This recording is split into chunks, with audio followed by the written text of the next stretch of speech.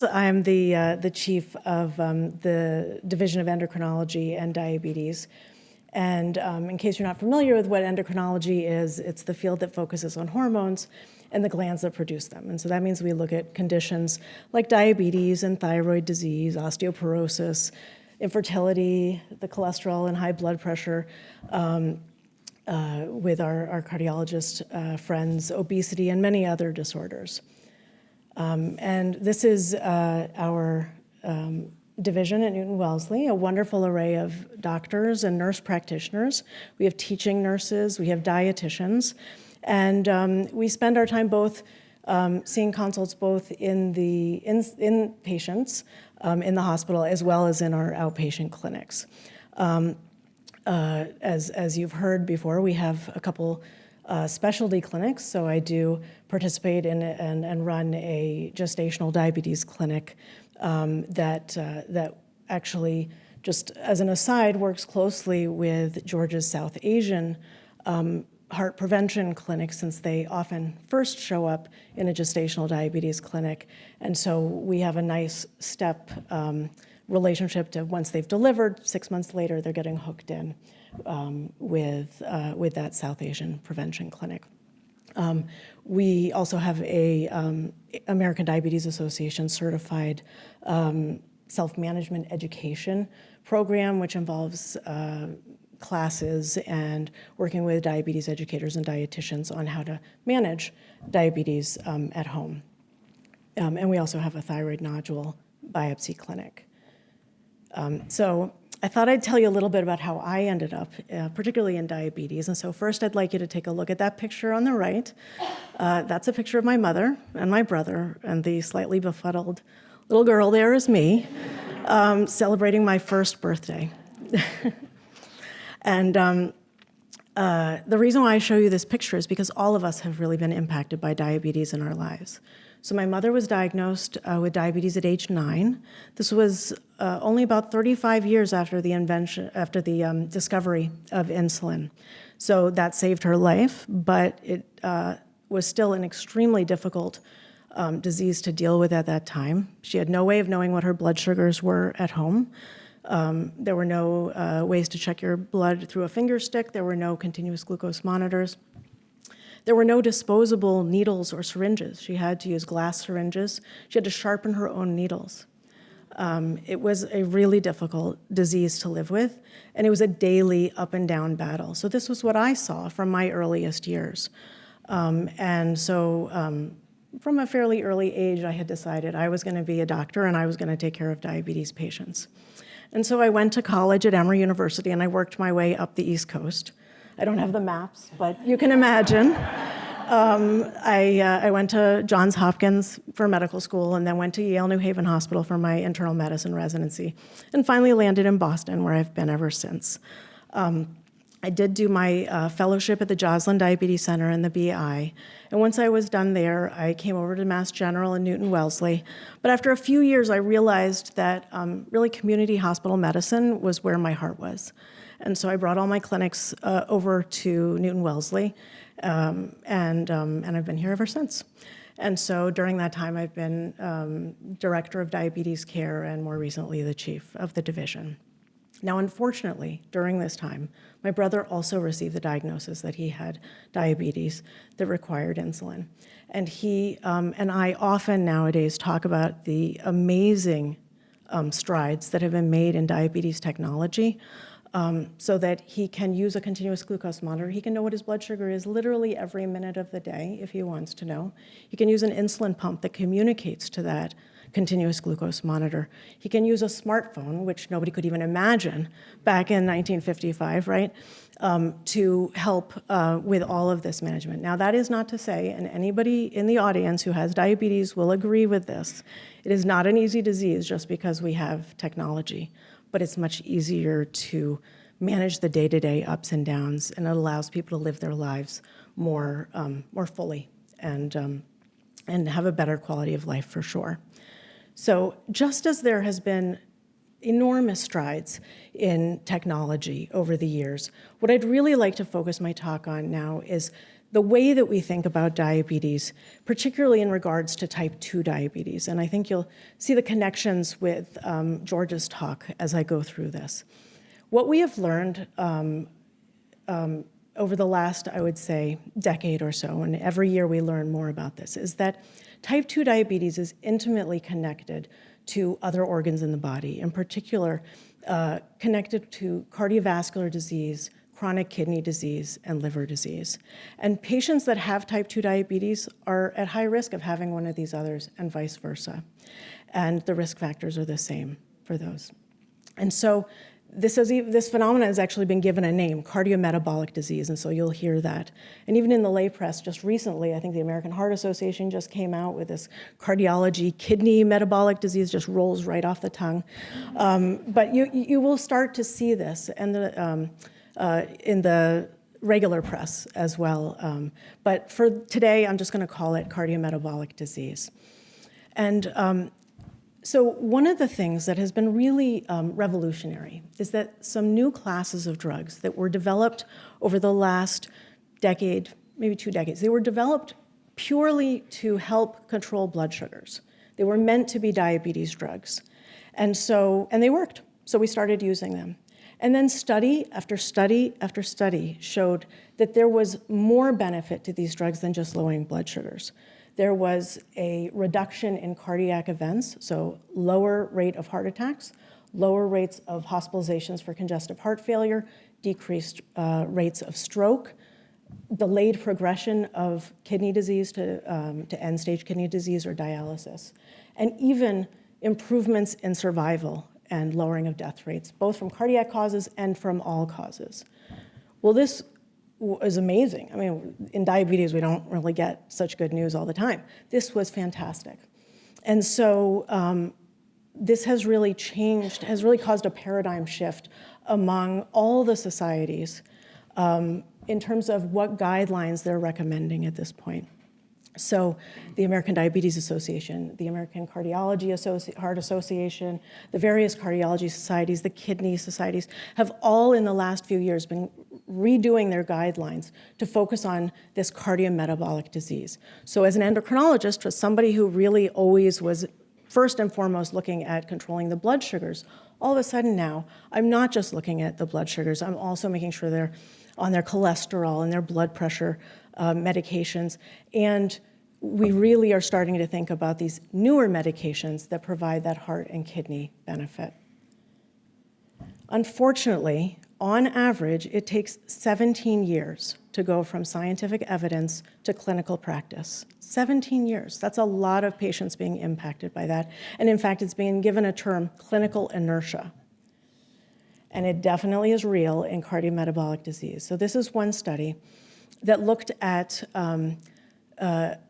a large number of patients, over 150,000 patients. They all had the same health insurance. They were at different centers. And it looked at patients with type 2 diabetes and heart disease and wanted to see how many of them were taking what we call a medication bundle, 3 medications in the study that were recommended to treat cholesterol, blood pressure, and that heart and kidney risk. And amazingly, only 2.7% were on all 3 medications. And over a third of the patients were on none of these medications. Really shocking.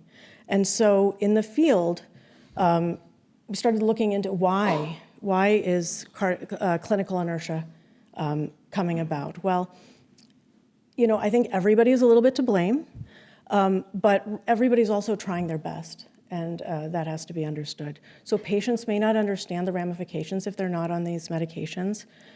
They may be scared of side effects, and anybody who has diabetes or knows somebody who has diabetes, you understand that they are not only on a lot of medications, but they are very expensive medications.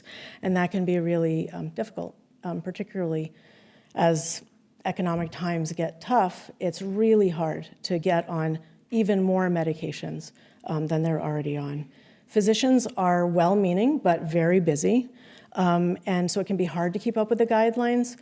They also, in the spirit of do no harm, are often too conservative and don't adopt guidelines early enough. There's also not necessarily clear evidence on how to personalize the treatment to each individual patient. So out of concern for not hurting the patient, they hold off on that. And really, the healthcare system itself is not really built for this type of teamwork. It takes major effort, and with trying to collaborate. But even so, there are lots of hurdles that get in the way. The system is built in such a way that a patient sees a primary care doctor and may have a specialist, one of which will give a few of the medications, but they're not seeing the other specialists that might be taking care of those other organs. So many, many patients are on a few of this recommended guideline bundle, but they're not on all of them. And being on all of them is really what gives us those great rewards.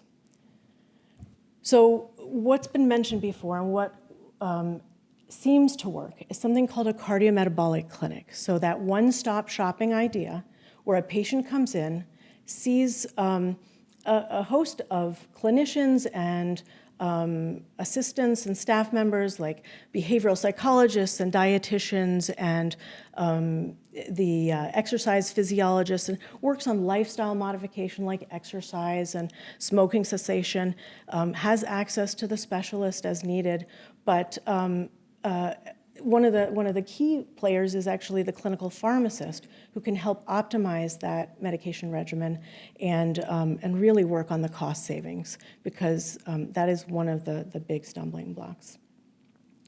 So I'd like to tell you about a center that's out in Kansas City that has had really amazing results in working on a cardiometabolic clinic. So they created what they called a cardiometabolic clinic center of excellence, and it was based on this model of having the patient come in. There was a nurse navigator that comes and makes sure that the patient is seeing all the people that they need to see, really focusing on making sure that they have access to the specialists as needed.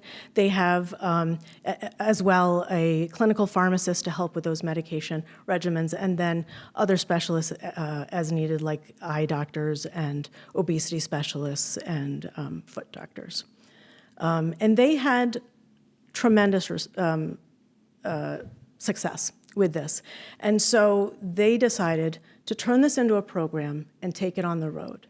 And so they have now created what is called a Cardiometabolic Center Cardiometabolic Center Alliance, CMCA.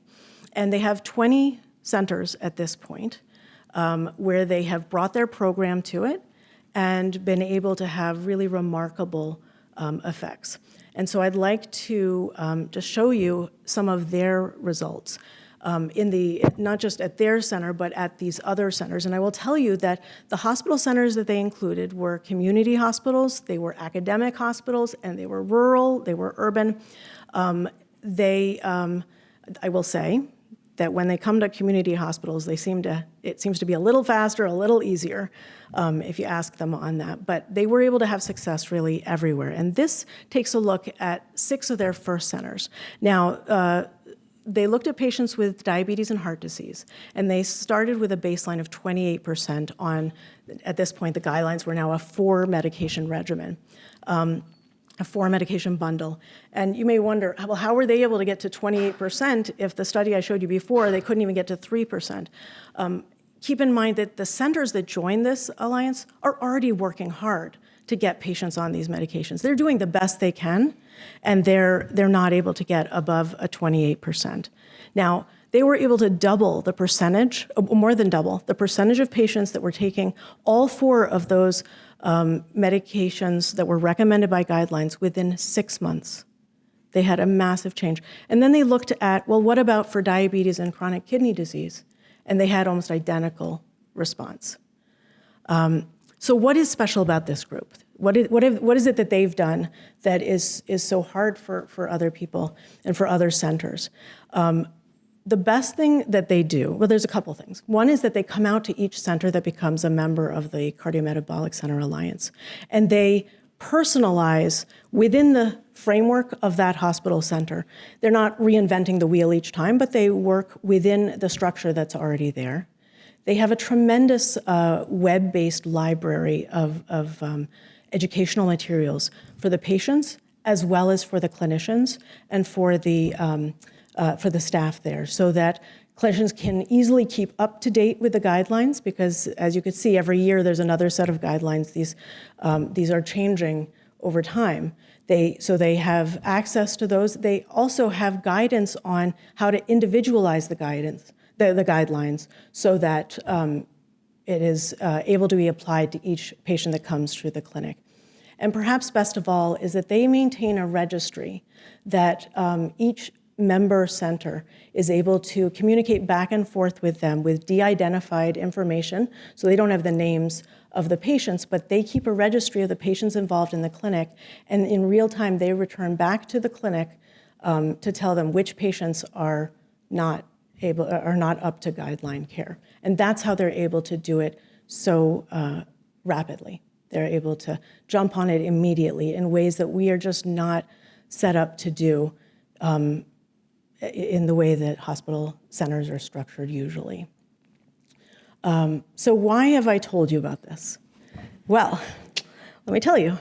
I really want you to understand first and foremost that cardiometabolic disease is something you should know about. It's a huge public health threat. And it may influence people, either yourself or your family and friends. So you should know about it.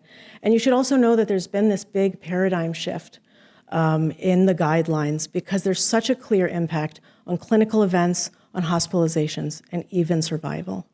A lot of these therapies, unfortunately, are not being used even in these very high-risk patients.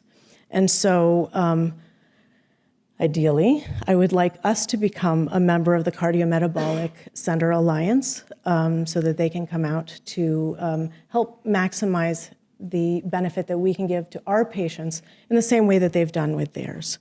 Unfortunately, this takes resources, and hopefully that's where you come in.